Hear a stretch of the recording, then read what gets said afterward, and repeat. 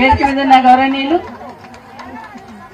ఈరోజు ఇక్కడ ఈ కార్యక్రమానికి ఇచ్చేసిన పెద్దలు గౌరవనీయులు సోదరులు మాజీ మంత్రి హరీష్ రావు గారికి, అదేవిధంగా మీ అభిమాన నాయకులు నిరంతరం మీ మధ్యలో ఉండి పదవి ఉన్నా లేకపోయినా మీతో ఉన్న మా సోదరులు మాజీ శాసనసభ్యులు జయపాల్ యాదవ్ గారు, ఈరోజు ఈ సభకు అధ్యక్షత వహించిన మా దశరథ్ నాయక్ గారు, తనకున్న దాంట్లో 10 మందికి సాయం చేయాలని ప్రయత్నం చేస్తూ ఉంటాడు మా సోదరుడు, అదేవిధంగా పరమేష్ పార్టీ ప్రెసిడెంట్ గారు, స్థానిక సర్పంచ్ గారితో పాటు మా నవీన్ గారు ఎమ్మెల్సీ గారు సోదరులు, వారు మాట్లాడాల్సింది కానీ మాట్లాడలే టైం లేదని, వారితో పాటు శ్రీనివాస్ రెడ్డి గారు, వేదిక మీద ఉన్న ఉప్పల వెంకటేష్ గారు, అదేవిధంగా సింగిల్ చైర్మన్ వెంకటేష్ గుప్తా గారు, గౌరవ జెడ్పీటీసీలు, గౌరవ మాజీ ఎంపీపీలు, మాజీ సర్పంచ్లు అందరూ కూడా, వేదిక మీద ఉన్న పార్టీ అధ్యక్షులు విజేత గారితో పాటు సత్యం మా కృష్ణన్న కొడుకు సత్యంకు, అదేవిధంగా వేదిక మీద ఉన్న అందరికీ కూడా పేరు పైన అందరు ఉన్నారు. ముఖ్యమైన వాళ్ళు పేర్లు చెప్పాలంటే 20 మంది పేర్లు చెప్పవచ్చు. అందరికీ కూడా ఈరోజు ఈ కార్యక్రమాన్ని ముందుండి నడిపిస్తూ హరీష్ రావు గారిని ఇక్కడ తీసుకొచ్చిన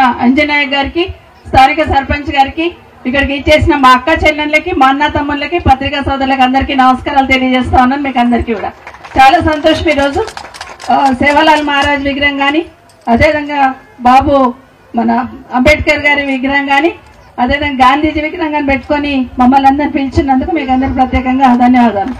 ఎక్కువ టైం తీసుకొని ఒక 2-3 మాటలే మాట్లాడుతాను. ఇక్కడ చాలా మంది మా అక్క చెల్లెళ్ళు ఉన్నారు. మొన్న ఎలక్షన్లో ఏమనుకున్నారంటే కేసీఆర్ ఏమో పెళ్లిళ్ళు అయితే 1 లక్ష రూపాయలు ఇస్తున్నాడు, ఆడబిడ్డల పెళ్లిళ్ళు అయితే, ఇక రేవంత్ రెడ్డి వచ్చి తులం బంగారం ఇస్తాడని అనుకున్నారు. వచ్చింది ఎవరికైనా? మరి అడగాలే కదా వచ్చిన వాళ్ళందరికీ.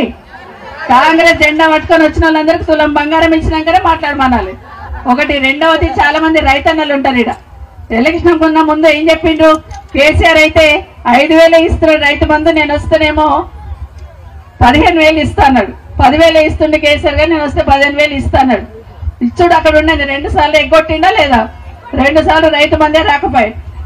రెండవది ఏం చెప్పిండు? 2 లక్షల లోపల ఉన్న వాళ్ళందరికీ రుణమాఫీ చేస్తా అన్నాడు. ఏమని చెప్పిండు? అందరు దేవుళ్ళ మీద ఒట్లు పెట్టిండు. నేను అనుకుంటే మన కర్తాలు రానట్టున్నాడు, లేకపోతే ఆ మైసమ్మ మీద కూడా ఒట్టు పెడుతుండేనేమో. ఆ మైసమ్మ తప్పించుకున్నట్టుంది, అమ్మ బాబాయ్ నా దగ్గరికి రాలేడు, లేకపోతే నా మీద కూడా ఒట్టు పెడుతుండాను. అందరు దేవుళ్ళ మీద ఒట్టు పెట్టిండు, 2 లక్షలు మాఫీ చేస్తున్నాడు. కానీ ఏ ఊర్లన్నా అయ్యింది అందరికంటే చాలా మంది ఇంకా రుణం మాఫీ కానీ వాళ్ళందరూ ఎదురు చూస్తా ఉన్నారు. ఇప్పుడు కొత్తగా ఏం చేస్తున్నాడు? పిల్లలకు అందరికి ఉద్యోగాలు ఇస్తా అని చెప్పి యూనివర్సిటీలో భూములు గుంజుకోవడము, దాని మీదకి జేసీబీలు పంపించడం చేస్తా ఉన్నాడు. ఏదైనా కూడా రేవంత్ రెడ్డి గారు ఈ ప్రభుత్వం వచ్చిన తర్వాత మోసం దగా అనేది జరుగుతూ ఉంది. ముఖ్యంగా ఇంతమంది ఆడబిడ్డలు ఉన్నారు. మన నాగర్ కర్నూలు ఒక సంఘటన జరిగింది, చాలా బాధ అనిపించింది. మనం అందరం దేవుని దగ్గర పోతాం, పోయి ఏం చేస్తాము? రాత్రి నిద్రపోతే పుణ్యం వస్తుంది, నా కష్టాలు తీరుతాయని దేవుని దగ్గర రాత్రి నిద్రపోతాం. కానీ మొన్న నాగర్ కర్నూలు ఒక గుడి దగ్గర పోయి దేవునికి మొక్కుకొని, పిల్లలు కూడా ఉన్నారు, అందరు ఉండగా కూడా రాత్రి పండుకున్నదట. ఏదో పక్క పోయింది బాత్రూమ్ కోవాలని, అక్కడ అందరు కలిసి ఒక 5-6 మంది కలిసి ఆమెను పాడు చేసేసింది. ఎక్కడుంది ప్రభుత్వం? ప్రజాపాలన అంటున్నాడు, ఇందిరమ్మ రాజ్యం అంటుండే. ఇందిరమ్మ రాజ్యం అంటే మహిళల మీద అత్యాచారం చేయడమైనా ఒకసారి ఆలోచించాలా? ఆటోలో పోతున్న అమ్మాయిని వదులుతలేరు, పక్క వేరే దేశంకి వెళ్ళి హైదరాబాద్కి వచ్చిన వాళ్ళను వదులుతలేరు. ఎందుకంటే ఈరోజు ఇక్కడ ఉన్న ప్రభుత్వానికి అంతమంది ఆడబిడ్డల మీద అఘాయిత్యాలు జరుగుతుంటే చీమ కుట్టినట్టు కూడా లేదు. కాబట్టి ఖచ్చితంగా మనమందరం కూడా కేసీఆర్ ఉన్నప్పుడు ఎంత నిర్భయంగా ఉన్నామో, కేసీఆర్ ఉన్నప్పుడు ఎంత భరోసాతో ఉన్నామో, ఈ ప్రభుత్వం వచ్చిన తర్వాత ఎన్ని రకాల అఘాయిత్యాలు జరుగుతున్నాయి, ఎన్ని రకాల ఇబ్బందులు జరుగుతున్నాయి మనం అందరం చూస్తా ఉన్నాం. ఖచ్చితంగా మీ సర్పంచ్ చెప్పినట్టు మళ్ళీ ఎన్నికల్లో ఏ ఎన్నికలు వచ్చినా కూడా, వార్డు మెంబర్ కావచ్చు, ఎంపీటీసీ కావచ్చు, జెడ్పీటీసీ కావచ్చు, ఏ ఎన్నికలు వచ్చినా కూడా కేసీఆర్ జెండా, గులాబీ జెండా ఎగిరేటట్టు చూసుకోవాలని మీకు అందరు కూడా చెప్తూ, జై తెలంగాణ, జై కేసీఆర్. ఇప్పుడు మన ఎప్పుడు మాట్లాడతారని చెప్పి మనం ఎదురు చూస్తున్నటువంటి మన ట్రిపుల్ షూటర్, మన మాజీ మంత్రివర్యులు హరిసన్న గారు మాట్లాడవలసింది.